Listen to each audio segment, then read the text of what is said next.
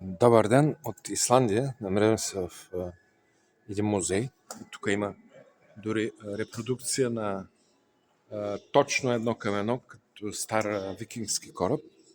Тук има много неща за историята. Ето, снимки, най-различни информация, на най-различни подробности за историята на викингите.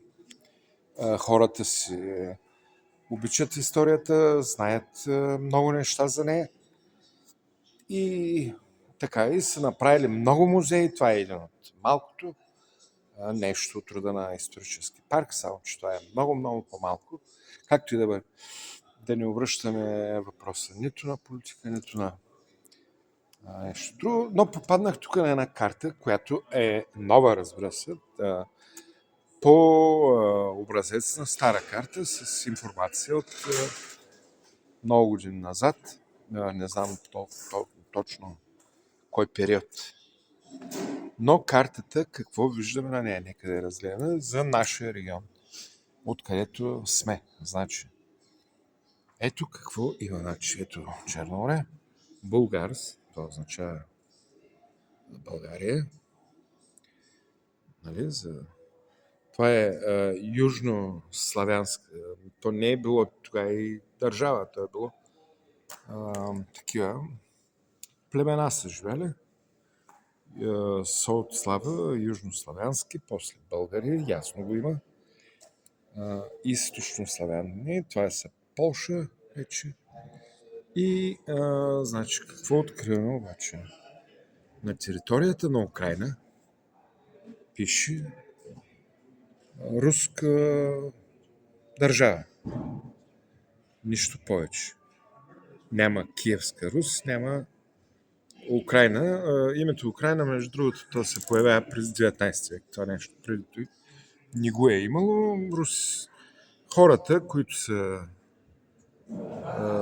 останали да живеят тук, те са част от руския народ. И тогава не е имало държава така голяма, значи има го Волжска България го има. Хазарски не е било република, защото хазари тук са живели, това е днешния Кавказ. И други неща, значи това е правено по 100% сигурна информация. И ето това, което го има. Не? Ето Волжска България,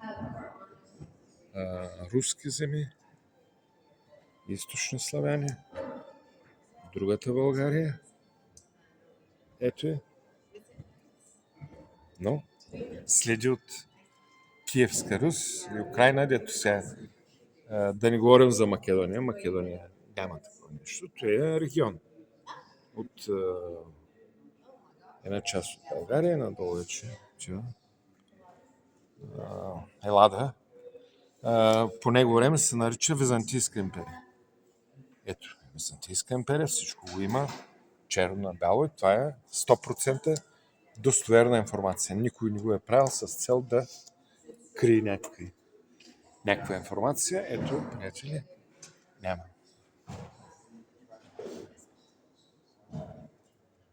Русийска държава, Волжска България, Хазария, България, Източнославяне, Византийска империя. Това е. Благодаря, че бяхте с мене. Всичко най-добро желая. Чао!